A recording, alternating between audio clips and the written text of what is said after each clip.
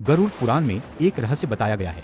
जब एक ऋषि और एक दैत्य की आत्मा एक साथ यमलोक पहुंची, लेकिन जब चित्रगुप्त ने उनकी कर्म पुस्तक खोली तो यमराज भी कुछ पल के लिए मौन हो गए। प्राचीन भारत का समय था। हिमालय की गहरी घाटियों में एक महान तपस्वी रहते थे। उनका नाम था ऋषि अनंत। उनकी तपस्या इतनी शक्तिशाली थी कि देवता भी उनका सम्मान करते थे। लेकिन उसी समय धरती के दूसरे कोने में एक भयानक दैत्य भी रहता था। उसका नाम था क्रूरक। वह निर्दयी था। लोगों को सताना और विनाश करना ही उसका काम था। ऐसा कुछ हुआ जो पहले कभी नहीं हुआ था। एक भयानक तूफानी रात थी। आकाश में बिजली चमक रही थी। उसी रात दो अलग अलग जगहों पर दो मौतें हुई। पहली मृत्यु ऋषि अनंत की।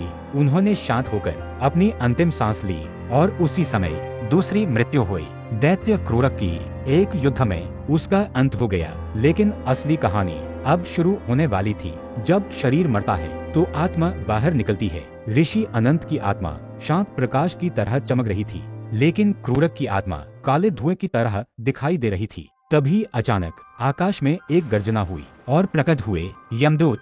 दो विशाल यमदूत अंधकार से निकलकर सामने आए। उनकी आंखें अंगारों की तरह जल रही थी। उन्होंने दोनों आत्माओं से कहा, समय समाप्त हो चुका है, अब तुम्हें यमलोक चलना होगा। ऋषि अनंत शांत थे, लेकिन क्रूरक गुस्से से गरज उठा, मैं किसी के साथ नहीं जाऊंगा। क्रूरक ने यमदूतों पर हमला करने की कोशिश की, लेकिन यह यमलोक की शक्ति थी। एक ही क्षण में उसकी शक्ति समाप्त हो गई। यमदूत हंस पड़े। उन्होंने कहा, मृत्यु के बाद सब समान होते हैं। और फिर दोनों आत्माओं को यमलोक की यात्रा पर ले जाया गया। गरुड़ पुराण में लिखा है, मृत्यु के बाद आत्मा को एक लंबी और भयानक यात्रा करनी पड़ती है। चारों ओर अंधेरा था। दूर दूर तक चीखती हुई आत्माएं दिखाई दे रही थी। क्रूरक डरने लगा, लेकिन ऋषि अनंत अब भी शांत थे। रास्ते में एक भयानक नदी आई। यह थी वैतरणी नदी। इस नदी का पानी खून और आग से भरा था। पापी आत्माएं इसे पार नहीं कर पाती। क्रूरक चीखने लगा, लेकिन तभी एक चमत्कार हुआ। ऋषि अनंत की तपस्या की शक्ति से नदी के ऊपर प्रकाश का पुल बन गया। यमदूत भी चौंक गए। उन्होंने कहा, इतनी शक्तिशाली आत्मा हमने बहुत कम देखी है। लेकिन क्रूरक अब भी नदी में गिर रहा था और तभी वह ऋषि से मदद मांगने लगा।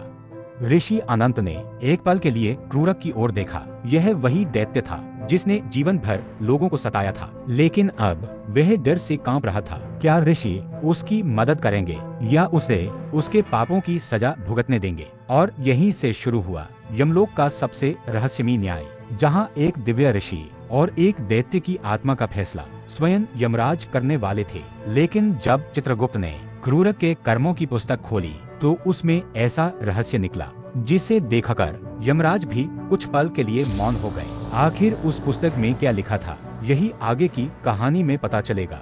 लंबी और भयानक यात्रा के बाद आखिरकार ऋषि अनंत और दैत्य क्रूरक की आत्माएं एक विशाल द्वार के सामने पहुंची। वह था यमलोक का द्वार। द्वार इतना विशाल था कि पर्वत भी उसके सामने छोटे लगते थे। उसके ऊपर भयानक अग्नि की लपटें जल रही थी। जैसे ही द्वार खुला, चारों ओर असंख्य आत्माएं दिखाई देने लगी। कुछ रो रही थीं, कुछ डर से कांप रही थीं। यमदूत दोनों आत्माओं को एक विशाल सभा में ले गए। सभा के बीच में एक दिव्य सिंहासन था। उस सिंहासन पर बैठे थे न्याय के देवता यमराज। उनके पास खड़े थे चित्रगुप्त के हाथ में एक दिव्य ग्रंथ था जिसमें हर आत्मा के जीवन का पूरा लेखा जोखा लिखा होता है। सबसे पहले चित्रगुप्त ने ऋषि अनंत की पुस्तक खोली। सभा में सन्नाटा छा गया।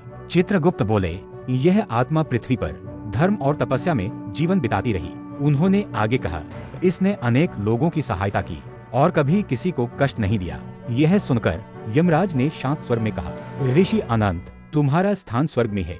अब बारी थी दैत्य क्रूरक की। जैसे ही चित्रगुप्त ने उसकी पुस्तक खोली, पूरी सभा में भयानक सन्नाटा छा गया, क्योंकि उसमें लिखा था, क्रूरता, विनाश और अनगिनत पाप।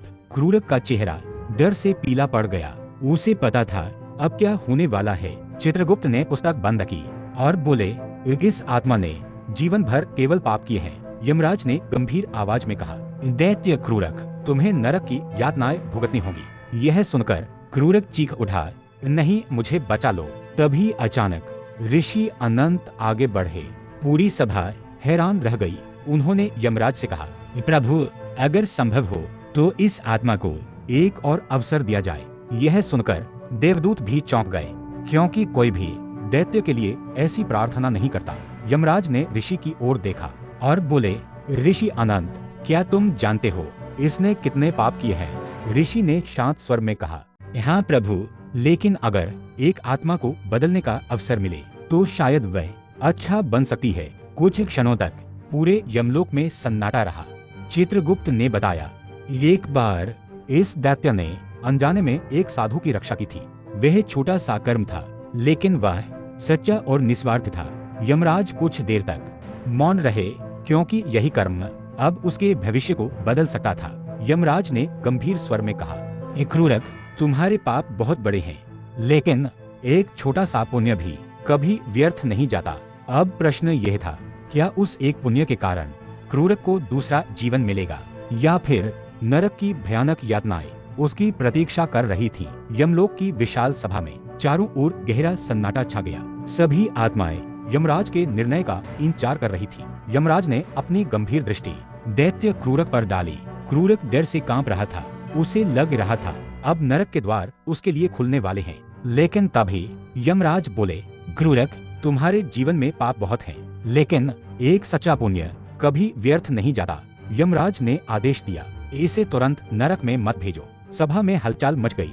देवदूत भी आश्चर्य में पड़ गए। यमराज बोले, पहले इसे नरक का मार्ग दिखाया जाए। तभी यमदूत क्रूरक को लेकर एक भयानक मार्ग की ओर चल पड़े। जैसे जैसे वे आगे बढ़े, वैसे वैसे भयानक चीखें सुनाई देने लगी।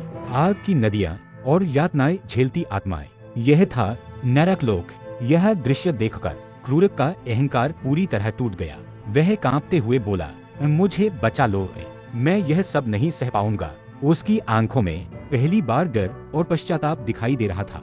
यमदूत उसे वापस यमराज की सभा में ले आए। ऋषि अनंत अब भी शांत खड़े थे। उन्होंने फिर कहा, प्रभु, अगर इसे एक और अवसर मिले तो शायद यह बदल सकता है। सभा में मौजूद कई आत्माएं भी यह सुनकर चौंक गईं।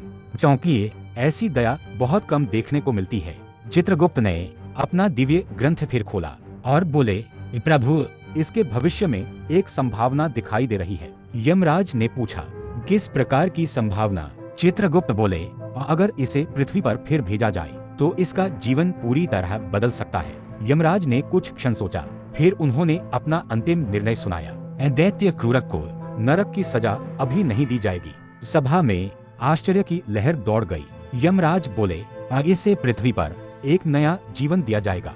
इस बार इसका जन्म एक साधारण मनुष्य के रूप में होगा। यमराज ने कहा, अगर इस जीवन में इसने अच्छे कर्म किए तो इसका उद्धार हो सकता है, लेकिन अगर इसने फिर पाप किए तो नरक की सजा कई गुना अधिक होगी। क्रूरक की आत्मा अब पूरी तरह बदल चुकी थी। उसने सिर झुका दिया। अब बारी थी ऋषि अनंत की। यमराज ने मुस्कुराकर कहा, ऋषि अनंत, तुम्हारा स्थान देवलोक में है। तभी आकाश से एक दिव्य प्रकाश उतरा और ऋषि की आत्मा उस प्रकाश में विलीन हो गई। जाने से पहले ऋषि अनंत ने एक बात कही। उन्होंने कहा, यह आत्मा बदल सकती है अगर उसे सही अवसर मिले। यमलोक में गहरा सन्नाटा छा गया और कहते हैं, कुछ समय बाद पृथ्वी पर एक बच्चे का जन्म हुआ। उस बच्चे की आंखों में अजीब सा तेज था, लेकिन कभी कभी उसे ऐसे सपने आते थे जिनमें वह यमलोक देखता था। क्या वह वही आत्मा थी जो कभी दैत्य क्रूरक थी? यह रहस्य आज भी गरुड़ पुराण की कथाओं में छिपा है।